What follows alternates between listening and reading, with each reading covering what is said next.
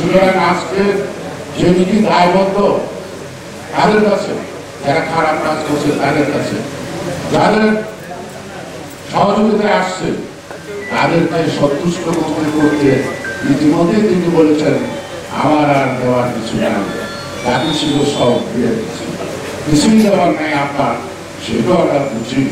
সুতরাং দিতে দিতে খালি করছেন, নিজেরটা খালি করছেন না দেশটাকে খালি করছেন, দেশের অর্থনীতিটাকে ধ্বংস করছেন না আপনার ব্যক্তিগত কোনো সম্পদ দিচ্ছেন। আর ব্যক্তিগত কিছু দেওয়ার মতো বয়স আপনার নাই, কি বা দিদিভাই সন্তুষ্ট করবে না। সুতরাং এইটুকু বলছি যে এই ষড়যন্ত্রের মধ্যে যে আশা এই সরকার কখনো থেকে থাকতে পারে না।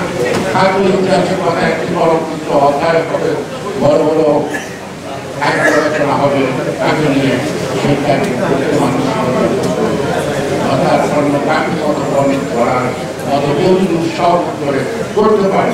সুতরাং এই ধরনের যে প্রসিদ্ধ আপনারা দেখেননি বলেই হয়তো চিনতে পারেন না।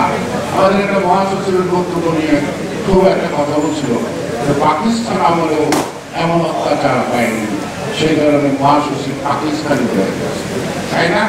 আর পাকিস্তানের বেতন ভাতা এবং তাদের বাড়িতে তাদের বাজার খেয়ে আপনারা 9 মাস কাটালেন,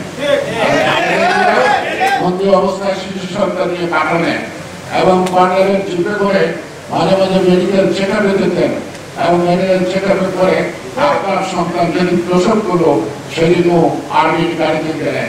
এই কারণে পাকিস্তান সরকার আপনাদেরকে বাড়ি ভাড়া করে রাখলো, এই কারণে তারা আপনাদেরকে নিরাপত্তা দিল, এই কারণে আপনাদেরকে গাড়ির হাট বাজার সব কিছু দিল এবং সে মেডিকেল ট্রিটমেন্টের সকল ফেসিলিটি দিল। এগুলো মানুষের জনগণ আজ নতুন করে ইতিহাস ঘেটে আবার নতুন করে সিদ্ধান্ত নিতে হবে যে বাংলাদেশের স্বাধীনতার যুদ্ধে যার অবদান নাই সে তার মন্তব্য দেশের প্রতি কেন খাবে, পরিষ্কার অর্থ। আরেকটা জিনিস হলো কি, দেখবেন দেশের রণাঙ্গনে যুদ্ধগুলো একদম যুদ্ধ করার পরে কি হলো, যার যার জায়গায় শেষে চলে গেল। এখন ক্ষমতা আসলো কারা, যে বলে দমদম এয়ারপোর্ট থেকে ঢাকায় এসে ক্ষমতায় বসলেন তারা। আরেকজন পাকিস্তান থেকে লন্ডন হয়ে এবং দিল্লিতে কি চাষ করতেছে জানি না, তারপরে তিনি আসলেন। ওরা যারা যুদ্ধ উপস্থিত তারা বললেন রাষ্ট্রের মালিক, আর যারা যুদ্ধ করলেন তারা গেলেন যার যার ঘরে, তারা কোনো কিছু দিতে আসলেন না। এবং একটা সময় একদম মানে পকেট নাই গেলেন চুক্তি, এটাকে আপনারা মানে কোনো রাজনৈতিক তথ্য হিসেবে অনেক চুক্তি বেরিয়েছে।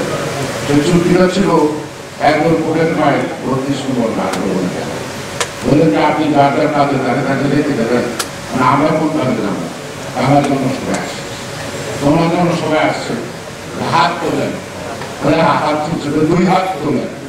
এখন 2 হাত তোলার পর পকেট ম্যাট্রিক একটা ব্যবস্থা এরকম একটা চুক্তি তখন আমরা কাটাকাটি শুনি। সে কারণে আজকে বলবো রাজনীতিক তত্ত্বের থেকে এবং সবচেয়ে বেশি হল সেই রাজনৈতিক তত্ত্বের আলোকে মাঠে বাস্তবায়ন করার শক্তি, সামর্থ্য, প্রতিশ্রুতি, সাহস এটা বেশি প্রয়োজন। আমার মনে হয় আমাদের কর্মীরা প্রত্যেকটা প্রয়োজনে এই সাহসিকতা পরিচয় দিতে পেরেছে এবং আমি আশা করি জয় নিশ্চিত, কারণ আমরা সত্যের পথে আছি। জয় নিশ্চিত, আমরা জনগণের পক্ষে আছি। আজকের দাবি বিএনপির দাবি না, আজকের দাবি জনগণের দাবি, ঠিক না? সুতরাং আর কি জিয়া পরিবার শেষ করবে?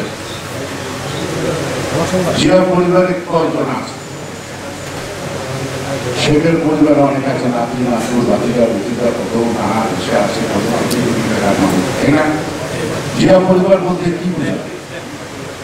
রহমান তো নাই, খালেদা জিয়া আর জিয়া রহমানের বাইরে জানতো আমরা কিন্তু জানি না।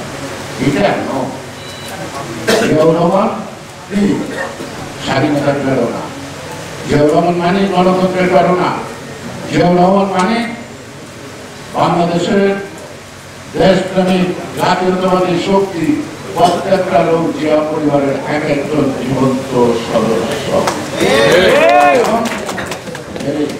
56,000 মিলে জিয়া পরিবার বিস্তৃত।